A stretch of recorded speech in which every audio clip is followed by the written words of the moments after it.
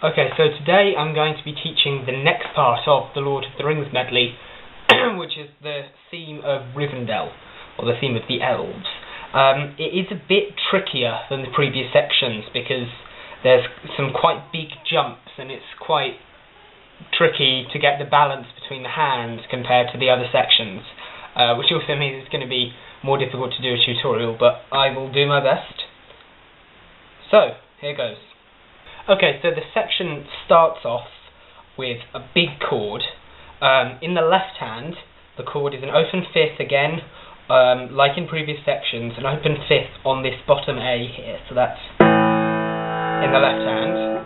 And in the right hand, it's just simply A major with a full octave here. So this A, the A above middle C, A major chord. So together that is the first bit. Okay, so after this chord has been played, the left hand jumps up an octave. The right hand doesn't do anything for the moment. The left hand jumps up an octave and plays again an A major chord, but this time it's adding in a semitone above the fifth. So it's adding in this F natural here. And so what the left hand plays is this.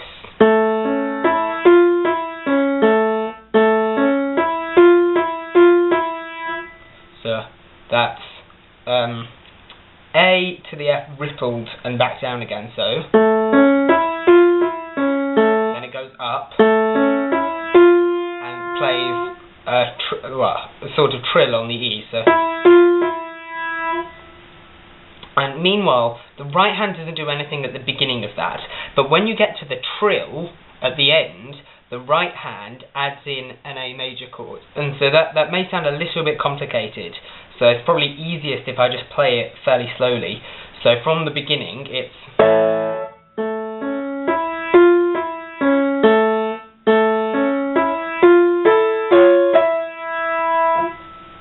then you're going to play something fairly similar but in F instead of A, and so after you've done this bit, jump to here in the right hand, that's an F major chord starting on the A, and you jump down to bottom F, an open fifth on this F down here in the left hand. That's so you go from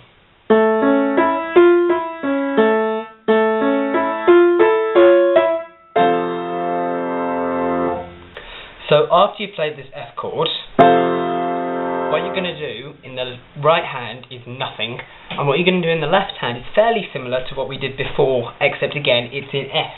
So you jump up from your open fifth on the F in the bottom to the octave above it, and you play again an F major chord with the semitone above the fifth. But this time you're just going to play the first chord twice.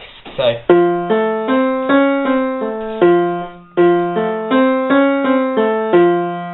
that is all you do, and you don't add anything in the right hand. So that whole bit is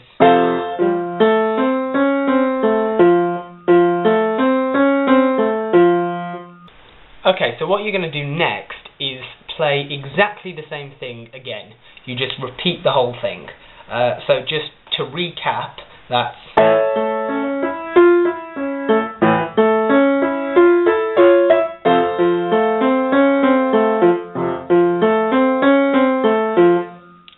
repeat it. So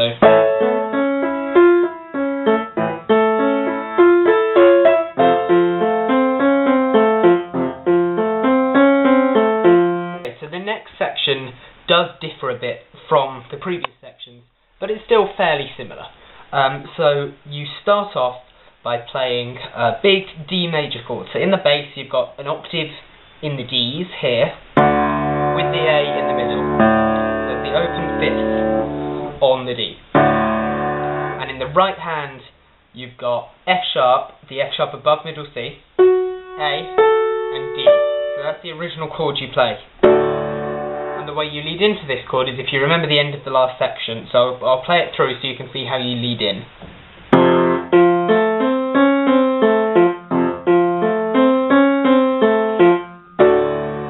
So as you can see, it's a pretty straightforward jump. And then after you've played this initial chord, you play a D major chord in the right hand on the D directly above middle C, with the semitone above the fifth. And you go up and then down again, so as we've done before. Then you play the same chord that you played before in the left hand, but without the right hand this time. So just, and then you play this chord in the right hand again, the up and then down. So that whole section through with the lead in goes like this.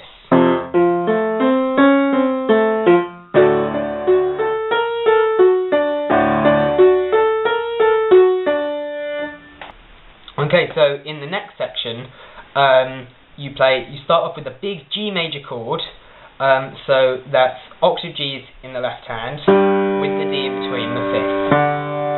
And in the right hand, you play the D above middle C, then G, then B, then D. So that full chord is, and then you play the following thing in the right hand, which is the easiest thing is if I just play it, and if you watch carefully, so it's, that's it for the next bit. So played with the bit before so you can see how it leads in. It's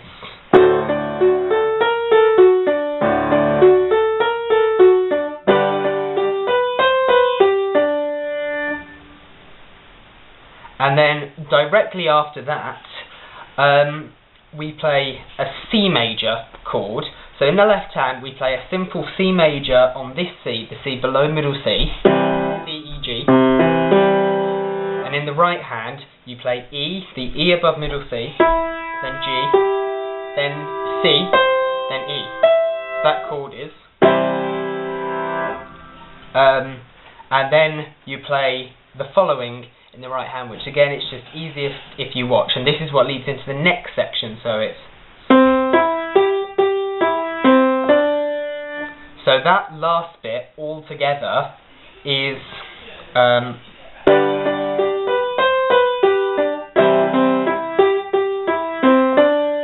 And that is actually it for this section.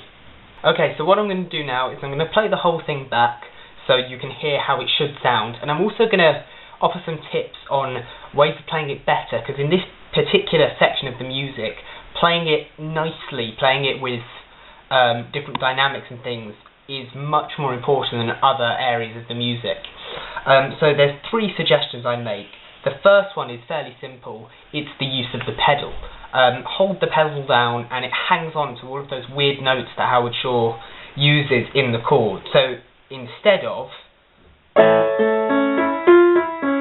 it sounds like this. And you can hear as you take your hands away, those notes are still hung onto, those notes are still there. The second suggestion that I would make is, where you can, ripple the chords in the right hand if you can do it. So instead of play, it just, I think it gives the music a nicer feel, but it's not vital to do that. And the third suggestion I would make is muck around with the timing a bit. It's a very weird piece of music, and so it's okay to muck around with the timing, slow down some bits, speed up others, and it can give you your own interpretation to the music, and it can also make it sound a lot more interesting. So instead of playing it like this,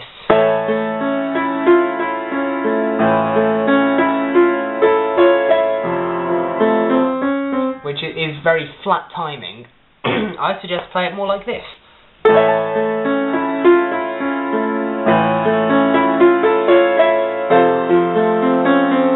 know, speeding up in some bits, slowing it down a bit in others, just makes it more interesting. So when you add in all of those extra bits, this is how the full piece of music should sound.